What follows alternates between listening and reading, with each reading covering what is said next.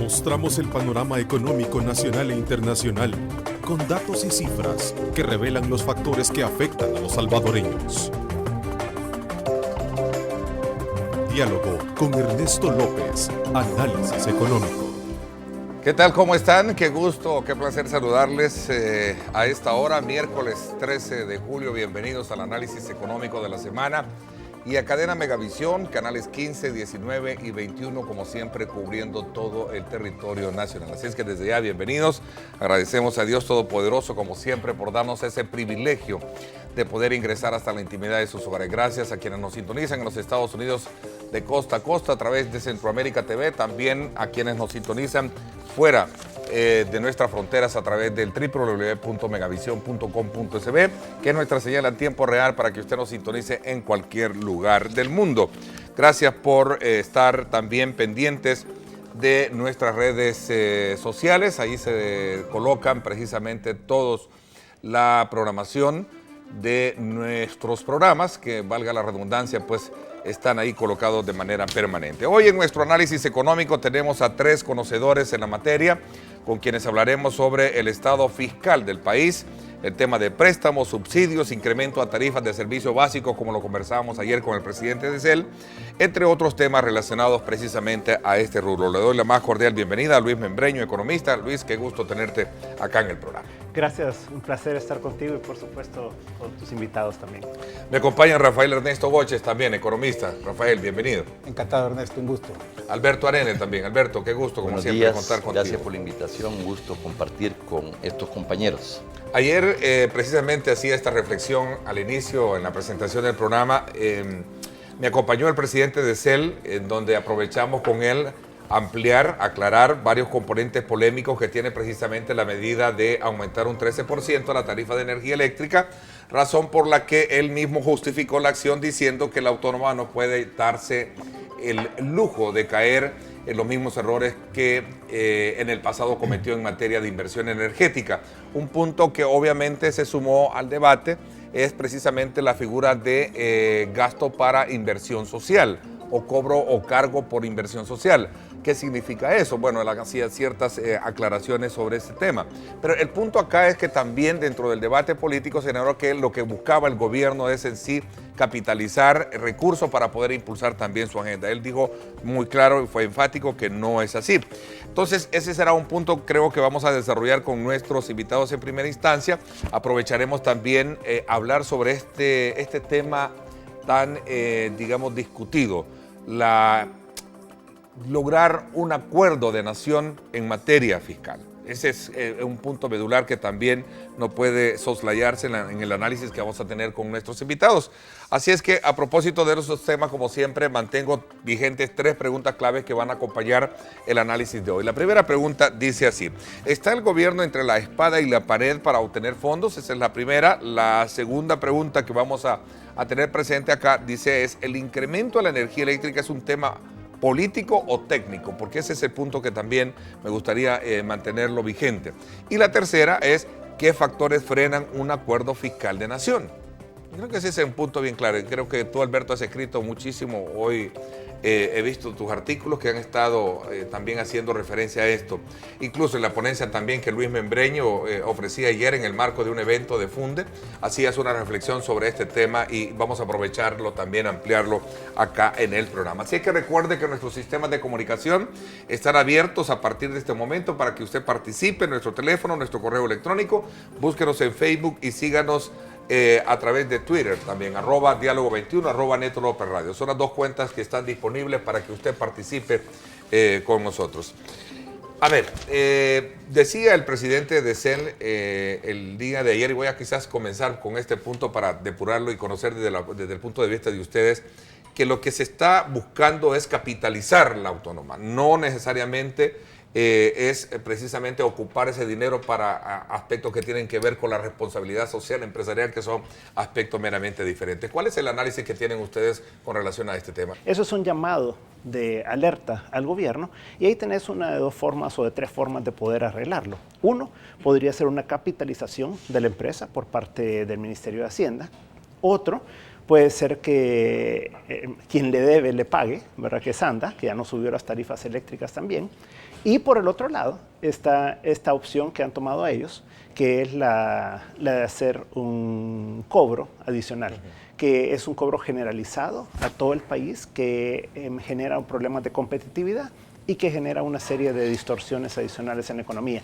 Entonces, yo creo que el problema es que la opción que se tomó no fue la adecuada. Creo que sí, el mensaje era claro, que había que fortalecer las finanzas de la CEL, pero creo que el camino debió haber sido, primero, obligar al ANDA que le pague los $100 y tantos millones que le debe a la CEL, porque ya tiene mucho más recursos, además viene de una titularización y está en proceso de otra, y con eso pagarle a la CEL, por un lado.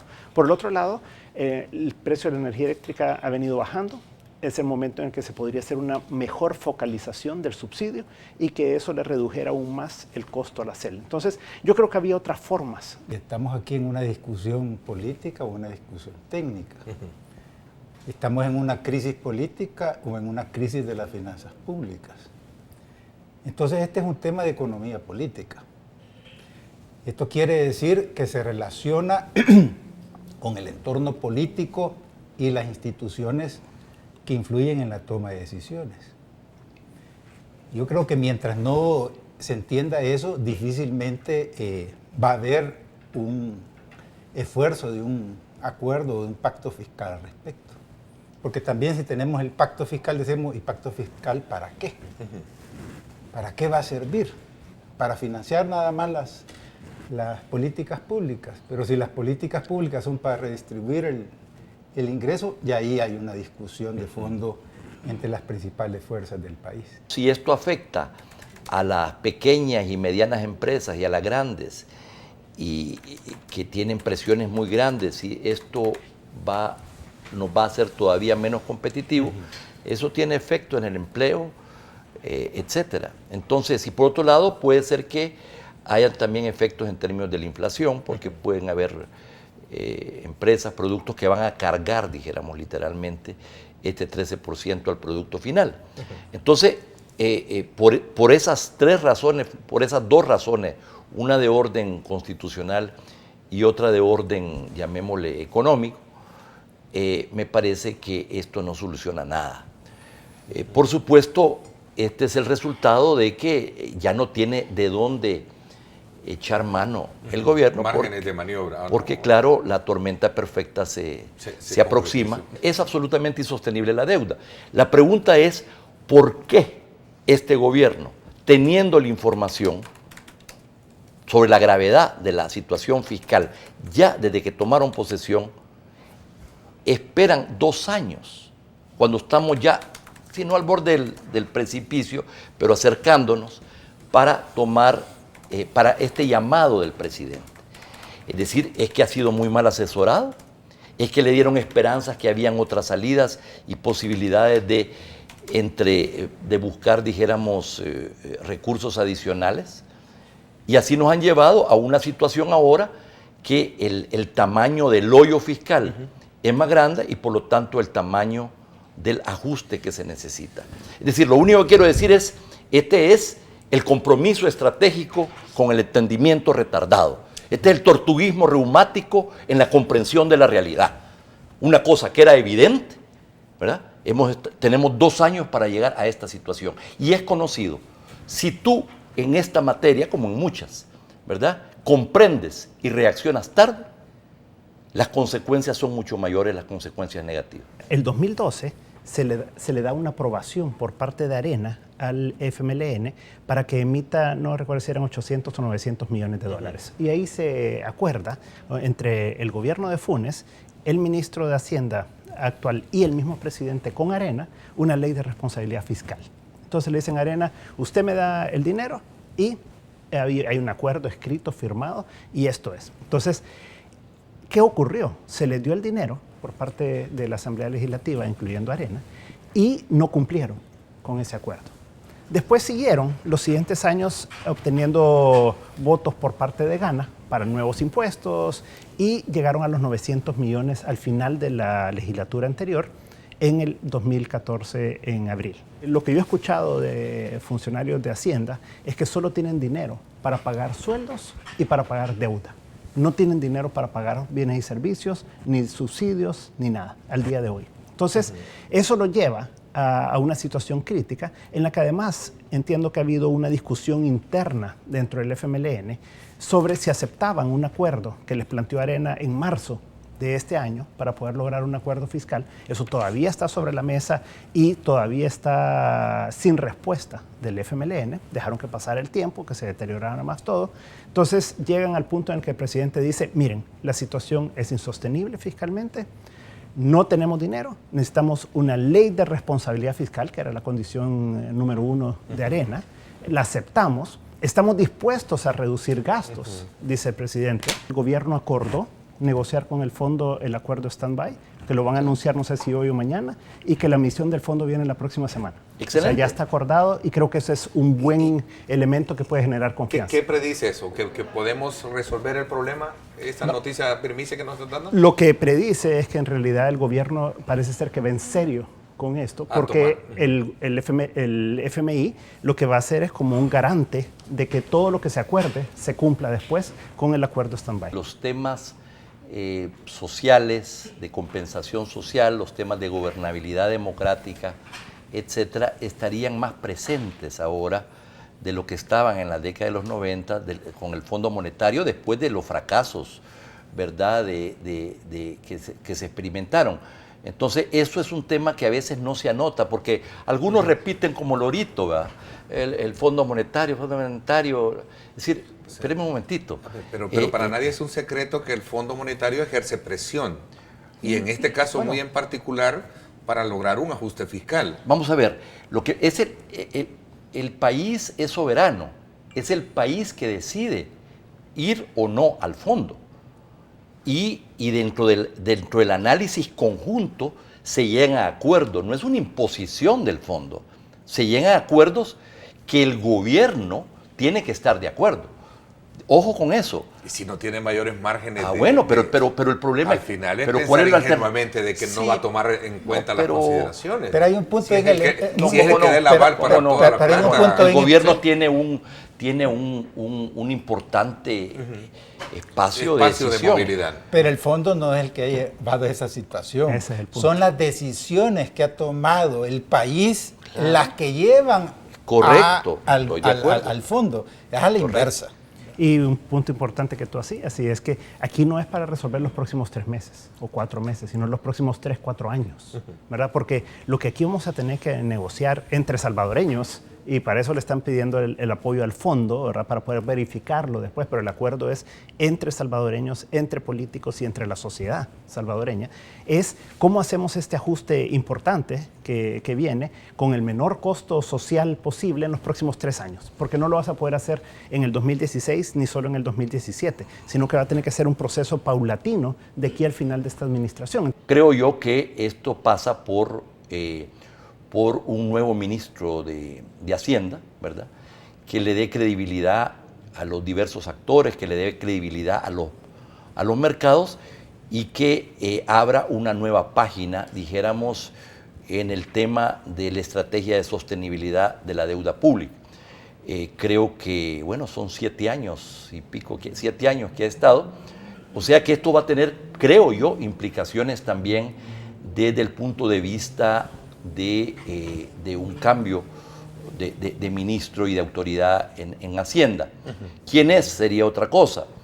Eso lo podemos discutir y podemos... pero esto me parece que es otro factor, porque este es un tema también de otro enfoque de la sostenibilidad de las finanzas públicas, mucho más integral. Y una última cosa. Si en medio de lo que se está discutiendo, de las decisiones, viene el gobierno y antes de que vayamos a vacaciones de agosto, en una sesión en la Asamblea Legislativa deciden, ¿verdad?, que quieren aprobar con los votos de yo no sé quién el tema de la llamada reforma previsional, ¿verdad? Ahí se acabó la negociación y ahí se acabó el diálogo. Ahí se acabó la negociación y el diálogo. Fíjense bien. ¿Sí? Las AFP acaban de darle 100 millones de dólares. Es una postura demasiado, no Por- sé. es que aquí es un tema de coherencia. Importante Sí. sería también no convertirnos en apóstoles un poco de Bueno, lo pero malagüero. un momentito, no. Es que, Es que esa es condición inequívoca de Arena. O sea, Pero es explosivo el tema. Si no, En eso no va a estamos haber claros, votos sí. de Arena si eso sucede. Es explosivo el tema. sí, El sí. tema de la reforma pensional y es explosivo. En eso un sí. no resuelve nada. pajarito.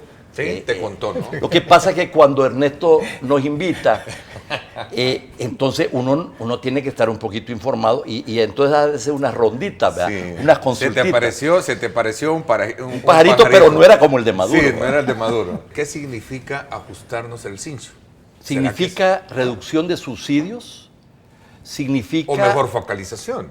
Bueno, Reducción, sí, que- pero que eso era es, lo que yo te planteaba eso como es una que noticia. posiblemente unos sectores de clase media que están recibiendo subsidios para el tema de electricidad ya no lo reciban, sí. ¿verdad? Y que entonces se focalice solo con los más pobres. La recomendación del fondo es que se sube el IVA en 2 puntos al 15%. Eso es posiblemente sea el impuesto más fácil de coleccionar, de obtener, más transparente, más directo, pero que es regresivo en el sentido que afecta relativamente más a sectores con menores ingresos. Satisfechos de dar aportes importantes en temas de país, como es el caso de los días miércoles, nuestro análisis económico de la semana. Gracias, pásenla bien y como siempre recuerden lo más importante, amar a Dios sobre todas las cosas. Mostramos el panorama económico nacional e internacional con datos y cifras que revelan los factores que afectan a los salvadoreños. Diálogo con Ernesto López, Análisis Económico.